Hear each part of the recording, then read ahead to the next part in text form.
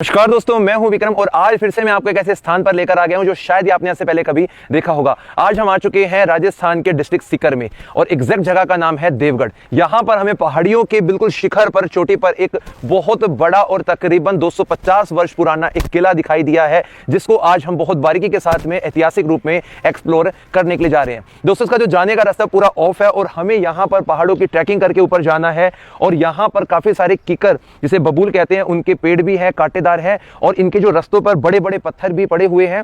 तो हमें यहाँ पर थोड़ा सा सुरक्षा का ध्यान रखते हुए भी जा रहे हैं हम ऊपर की तरफ। दोस्तों, अभी इन पहाड़ वाले रास्तों से हम ऊपर की तरफ जा रहे हैं और सही तरीके से अभी तक तो हमें यहाँ का जो प्रॉपर रास्ता है इस किले पे जाने का मिला नहीं है।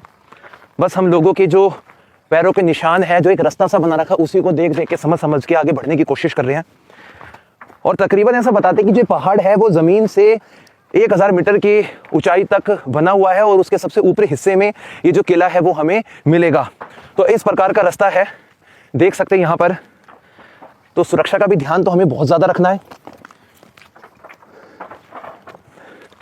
और अभी चलते हैं। तो थोड़ा ऊपर आने के बाद में हमें इस प्रकार का इसका एक प्रॉपर रास्ता दिखाई दे रहा है और ऐसा बताते कि जिस वक्त में ये किला यहाँ पर बनकर तैयार हुआ था तो बिल्कुल जमीन से लेकर इसके किले के शिखर तक ऐसा प्रॉपर रास्ता बना था और इन्हीं रास्तों के माध्यम से जो उनके घोड़े थे वो आया भी करते थे और जाते भी थे। काफी बड़ी सेना थी इस किले के जो राजा थे। और अब हम चलते हैं बिल्कुल यहाँ से ऊपर। रास्ता बिल्कुल अच्छा बनाया हुआ है इसका। काफी मशक्कत करने के बाद में तकरीबन 40 मिनट की ट्रैकिंग चढ़ाई के बाद में हम इस देवगढ़ के किले में आ गए। ये रास्ता सच में बहुत ज्यादा डेंजरस था।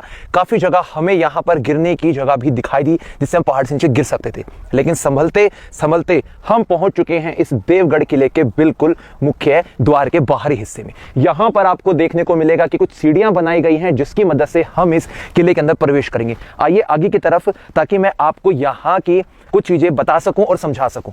दोस्तों, ये जो पूरा किला है ये इन्हीं पहाड़ी पत्थर की मदद से बनाया गया है, क्योंकि यहाँ पर अरावली पर्वत श्रृंखला है और उसी श्रृंखला के पत्थरों की मदद से ये किला यहाँ पर तकरीबन 240 वर्ष पहले बनाया गया था। सुरक्षात्मक तरीके का एक बेजोड़ नमूना है ये। आइए ऊपर और भी। ये इस किले के अंदर जाने का एकमात्र रास्ता है। चलते अंदर की तरफ। सुरक्षा के लिए किसी वक्त पहले यहाँ पर उनके सैनिक वगैरह तैनात रहते थे, ताकि गेट में से आने वाले हर इंसान पे नजर रखी जा सके। अंदर आने के बाद भी हमें पहाड़ का कुछ हिस्सा दिखाई दे रहा है और किले की जो प्राचीन है दीवारें इसे शुरू हो जाती हैं। ऊपर चलते हैं और भी। ऊपर आने के बाद में हमें यहाँ पर एक दूसरा द्वार भी दिखाई दे रहा है, जो हमें इस किले के अंदर एंट्री देता है। इस तरफ राउंड शेप में बहुत सारे मोर्चे बनाए गए हैं।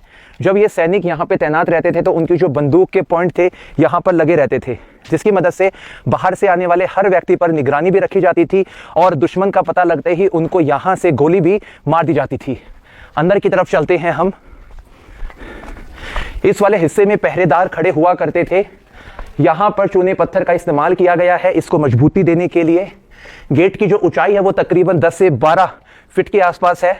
आगे की तरफ आइए आप। यहां पर किसी वक्त पहले लकड़ी का गेट था, उसके लिए कॉर्नर में चूड़े बनाए गए हैं जहां पर वो गेट फंसा करता था। ये ऐसा मालूम पड़ता है कि उनका बैठक पॉइंट होगा, जहां पर उनके मुख्य लोग या अतिथि लोग रुका करते होंगे।